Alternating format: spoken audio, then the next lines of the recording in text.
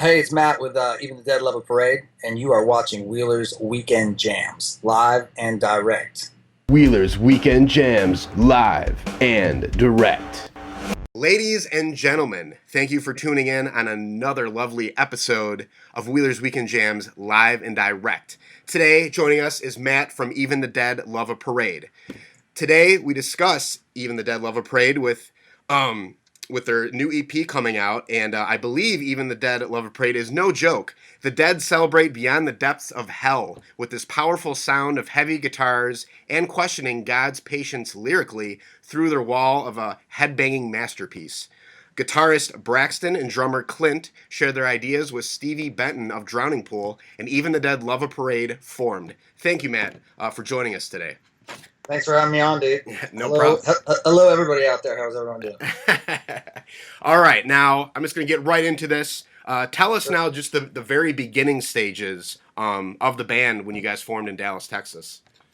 So it's a super long story, but the bottom line is Drowning Pool, Dallas band, and a lot of their crew guys are Dallas guys. So basically, for the most part, Clint and Braxton were probably one of the first ones to work with those guys, and they the name came along from that, from being in the back lounge and watching B movies and C movies and whatever. But they kind of just decided to start putting a project together, which they did, and they had played in previous bands together. This is our guitar player Braxton and our drummer Clint, Okay. and they started putting a few riffs together, back lounge stuff, and Stevie, bass player for DP, really dug it, so he decided he wanted in. Then they decided they needed another guitar player, so they hollered at me, and that's pretty much how the core group came to be. And all of us at one time, all of us together, some of us at one time, all worked for Drowning Pool. I was the tour manager and guitar tech for on and off for the better part of a decade. Oh, wow. Braxton and Clint were. Braxton is our guitar player, is a front of house guy. He's an amazing studio guy as well. So he was their front of house guy, and Clint was the Mikey's drum tech. So we've all like known each other from that and from playing in bands in Dallas and being in the scene and whatever. So they kind of had this idea. They started putting it together. Stevie jumped on board. He called me. So we had we had songs started, and we were obviously in need of a singer. So I literally just, got on the internet, and we had a couple other people try out, like people that we knew, people from other bands. And I had like one or two songs that I had like 5 versions of with different singers. So it was pretty cool. Like that process was kind of neat. And we even had we had a female at one point that that had done a couple tracks, and it was like, it was interesting. It was cool. Like some of it was really awesome. Yeah. But we just felt like the bar was pretty high. So we kept looking, and I heard this band called A Better Hell, and I was like, oh my God, this guy is awesome. So I cyber stalked him, and I found out he worked at Guitar Center in like Little Rock or something. And I called up there. He wasn't there, so I left a message, and I'm like, yeah, hey, Matt, it's Matt with Drowning Pool, because at the time I was tour managing them. Yeah. So I'm sure he probably figured, oh, I've got a sale coming of some sort, And he called me back, and I was like, I don't want to break it to you, buddy, but that's kind of not why I'm calling. I'm really interested in your voice. And so he was like, okay, cool. Yeah, send me what you got. And so I sent him a couple tracks that had no vocals on them, and he, like a couple hours later, he sent me just like some just I don't know. It was like a paragraph of like lyrics that were really out there and dark, and about like murder and serial killers and all those things. And I'm like, I'm a super serial killer buff, and I was like, yeah. So I sent him. I told him, take one of them and just do what you want with it. And he did. And he sent back like a verse and a chorus, and I sent it to Stevie and Braxton and Clint, and everybody was like, yeah, that's the guy. That's how that worked out. And so we've pretty much had like a very much internet relationship in terms of writing. Just because we're in Dallas, and at the time he was in Little Rock, and now he's in South Carolina. So outside of when we've toured, which we've done a couple runs. We did one run with DP for like 5-6 weeks. We do all our writing in separate quarters, So Yeah. we get to rehearse as a band for like 10 days of pre-production, and then we just go out, So Yeah. it keeps it fresh and cool, You get that like vibe because I'm an old school dude, and I'm used to just writing songs with a bunch of dudes in a room. So it was a completely different element for me, but it's cool. And so that's kind of how we came together, and we put it together over the course of actually a couple years. We've been we're not new. We've just it's been a bit of a project band to start with, just because of the fact that Drowning Pool has got obviously they're doing business. They're out touring, they're writing records, and several of us. Clint, our drummer, is a touring drummer. In a national country band, which is crazy. And then, I myself have been, a touring guy, or, I do 8 shows a week, and it's, we have crazy schedules.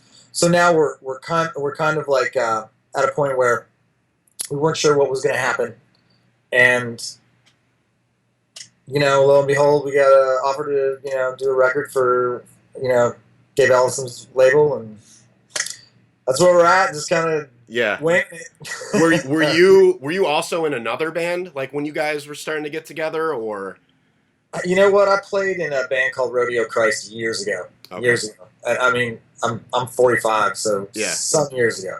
And I just, I kind of, was trying to do the whole live the dream.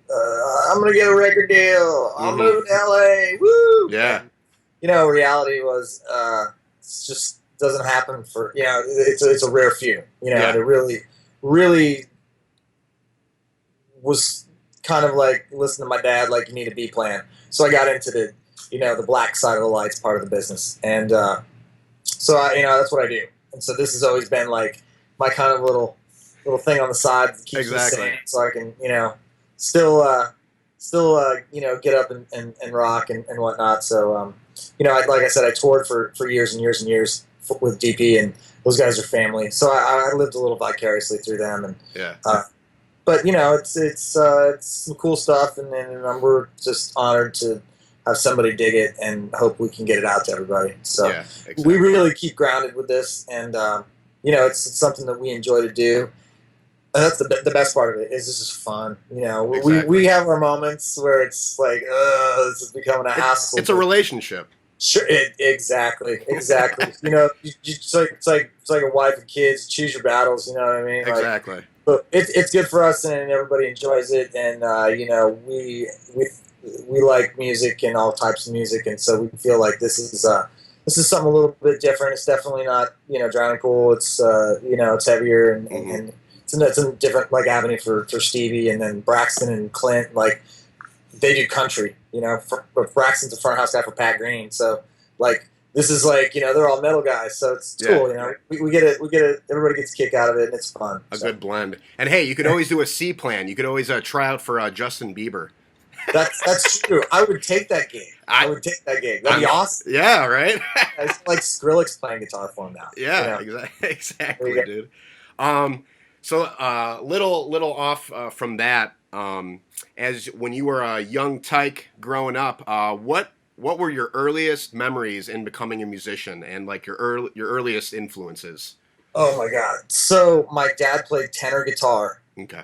In a band called the Unholy Three, which is an awesome name all on its own because it sounds like a metal band. It does. But they were like a it's called a hootenanny band. Okay. So I'm not quite sure what hootenanny means. Hootenanny. But I have a feeling it's very much probably hippie-ish, some type of acoustic, a lot of acoustic. I don't know. Crosby, Stills, and Nash, maybe a little. Probably somewhere. In that realm. Okay. So he was in that band, and that's where he had a guitar, and that was the first guitar I picked up. Oh, wow. We had a grand piano in our house, and my dad was always like, if you're going to learn to play an instrument, just learn to play the piano, you can play anything. Mm. Well, I did not do that. I got on there and hunted and pecked and learned how to play, chopsticks and probably Home Sweet Home from Motley Crue and Sticks, that something I would be doing. And I took like music theory in school, Oh, and I took like I sang and was in a like off Broadway-ish type. It was like, I don't know, like 12 people, like all harmony and hat and cane routine, dude, like with a vest and the whole 9 yards. oh wow. So yeah. So at some point, I know over like one summer when my birthday was coming up, my mom asked me if I wanted, because I rode BMX bikes too. That was like another thing I did. Cool. If I wanted to get stuff for my bikes, or if I wanted something different. And I was talking to my friend, and he's like, "Dude, you should get a guitar and start playing in a band, because you're gonna be like you're chicks, you know." Like I was young, yeah, it's like yes. So I got a guitar, and started taking lessons, and that's where that all started. And then I just became completely obsessed and sold all my bikes. And when I graduated high school, everyone else got cars, and I got like fucking 2 Marshall cabinets and 2 Marshall heads. That's how it started. And ever since then, I was completely like music. It was all metal. And my parents would allow me to rehearse in like the basement. They had a big house, and they would, we'd be down there getting stoned and playing. And my parents were just, they did know and didn't care, and were glad I was like doing that at the house versus like, somewhere else. Street. Yeah. But that was how it started, and ever since then I've just had it for that genre, and like I said, figured out real quick that money wasn't exactly going to come like the dream says it is, and had to put myself in a position where I was happy doing work, still in the industry, and exactly. Still chase my dream a little bit, So BMX and guitars. Yeah, BMX guitars, and then like music-wise, straight up, biggest rock was like Dio, Black Sabbath, Zeppelin, Judas Priest, and Iron Maiden were huge for me. I had a little bit of a dalliance with like the 80s metal. So I knew like every Dawkins song and every, Scorpions and all that shit. And then Europe? Not Europe. I didn't go quite that bad, but like I was like really like super into that. Like I was like Yngwie, and I would sit there and like speed down I'm a Viking and like try to learn like every fucking note, and it just that probably made me a better like shredder, but it didn't make me a songwriter. And so I got my first gig at a club, and I was doing like lighting, and this band came in with a band called Voivod, and a band called the Big F, and the opening act was this group from Seattle called Soundgarden, and I got my first taste of Louder Than Love and Far Beyond the Wheel and all those tracks, and I was just like, my mouth hit the floor, and I started to just completely go retro with what I was listening to, and started going back to those Sabbath records, and just like that, just meaty metal guitar, no frill solos, if any at all, just tuning down, like, oh my god, what is that, all that. So that's what changed my direction, and then from there, we were listening to Metallica, obviously, and then Slayer and all those types of things, and I brought those a little bit more into focus with what they were doing, and really just started working on songs more than anything. Like, what's a good song? Whether it didn't matter if it was like a 3-minute and 30-second radio crafted track, or if it was a 7-minute, a little bit more instrumental track, if you will, but just like, the ebbs and flows, and what I think like will move people. And so that was just kind of like how all that started. So lots of different influences, and again, the harmony part of my early musical endeavors came into a play because some of the bands that I was playing with, I was singing a lot of harmonies and things like that. So I've always like kept up on the vocal things. Not that I'm a lead singer or anything, but now, and then I started doing that. I had to learn how to scream. So that was like my last thing that I did, was learn how to actually scream. And Jordan is like ridiculous at it. He's got like 3 of them. So I've been trying to just like figure that all out. Yeah. Well, with all that experience, it's made you who you are today, man. And you guys are coming out with a new EP. Tell us about that and kind of the recording process with the whole EP. So the EP comes out Friday the 13th, of course. And we've had a bunch of those songs in the can, and we had those songs actually recorded before. Mm-hmm. And we record all of our stuff. We do everything. Everything this band does is pretty much DIY. Braxton owns his own studio, so we record all of the basic, all the guitars and drums there. Mm-hmm. And then Jordan, our singer, has got a studio in his house, so we ship everything to him, and then he does his vocals and ships it back to us via the miracle of the internet. And Braxton mixes everything, and we all sit in and listen, and then we pretty much have the final product. For this in particular EP that we're putting out, it's got one additional song that that's new, and we re-recorded it at Braxton's. Jordan, our singer, actually flew to Atlanta to a guy by the name of Corey Lowry. Corey plays in Saint Asonia now. He played in I Empire, and we had toured with I Empire, so we became buddies with Corey. And his brother Clint is in Seven Dust, and we know that he's worked with Seven Dust, and Seven Dust is like top 10 band for me, man. They're fucking badass. So we went down and did all the vocals with him.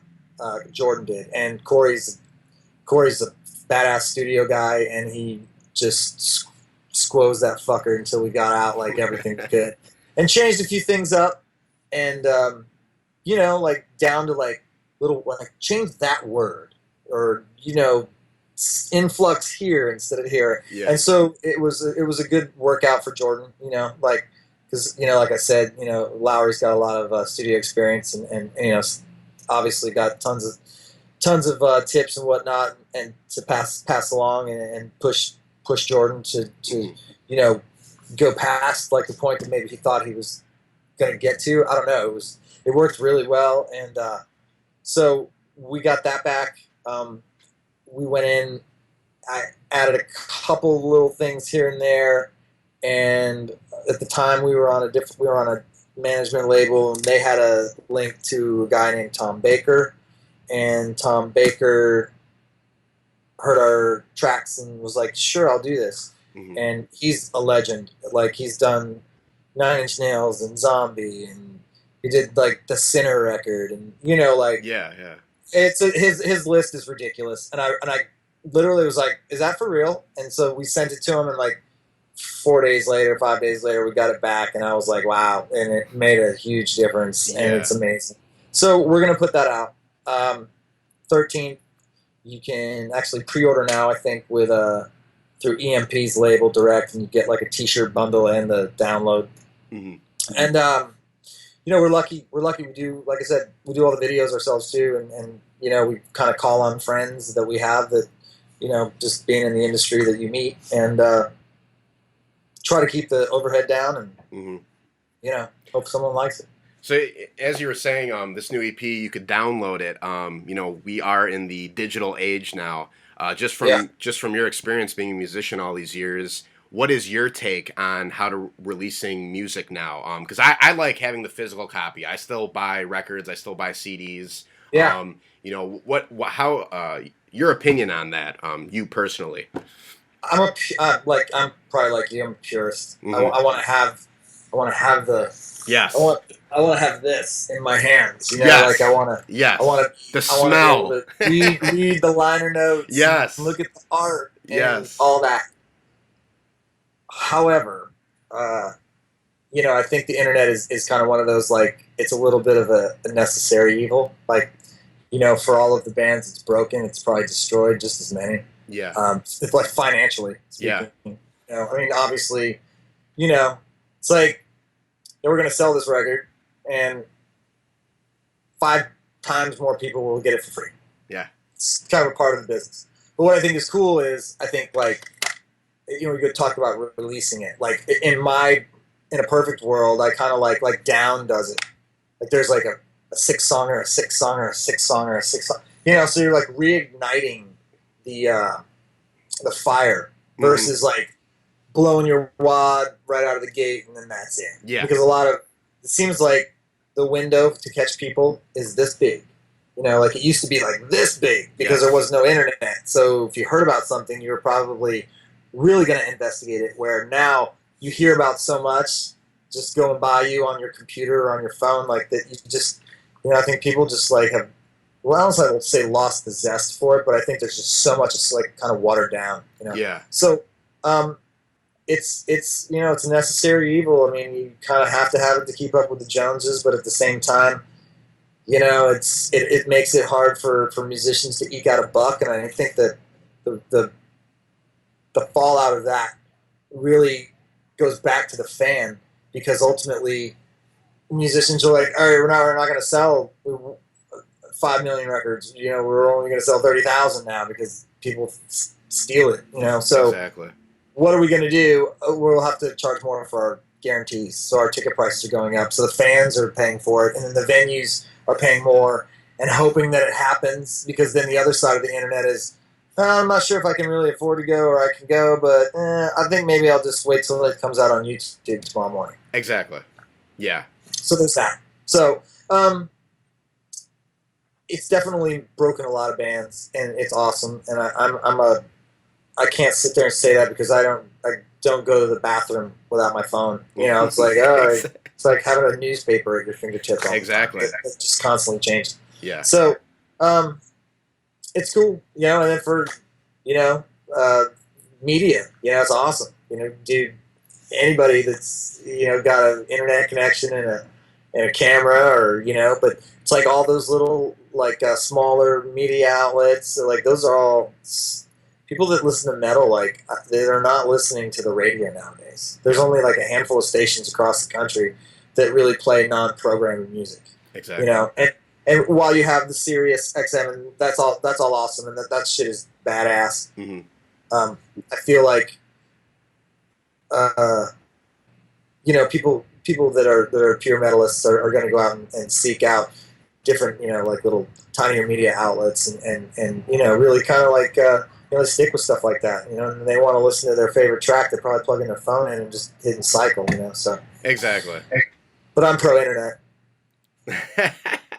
The internet goes out, I'm like, I panic. Yeah, and the other thing too is, you're listening to something on the internet, and you're not. These people are listening to different songs. They're not listening to the actual full album. They're just like, oh, I like that song, but I'm gonna listen to this other song. It's like, no, man, you got to listen to the whole album. It's the story. Yeah. Well, that was like my thing. Is like I was like, like yourself. I'd be like, oh man, the whatever single track is awesome, but if you go like 6-7 songs deep into that bad boy, like there's some really, really good ones, which were typically usually the ones that were 7 minutes long, and so there's that, and you kind of don't have to, like with like satellite.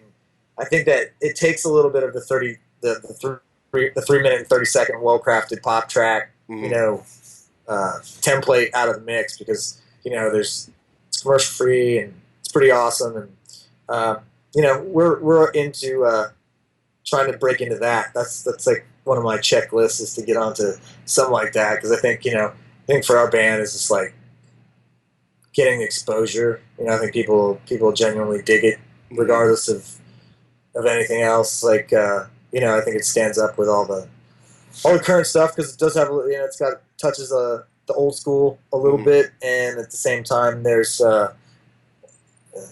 I don't want to say new school metal, but there's definitely some elements of screamo and all those things. There's so many different genres for that. Metal's metal to me, man. I don't know, it kind of goes beyond with all these other specific names, but sure. I had to. I'm a huge movie buff, and I always say that without the movie's music in the background, there would be nothing to the movie. There'd be no substance to the movie. But I had to ask. I ask every band this, but if you had to compare your band to a movie, what movie would it be and why?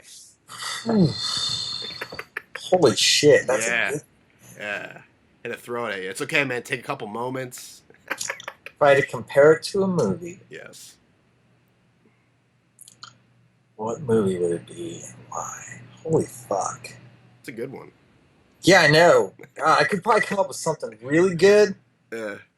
Uh, You'll probably like think like hours later. I'm gonna call you back and be like, dude, I got something way better than that. I kind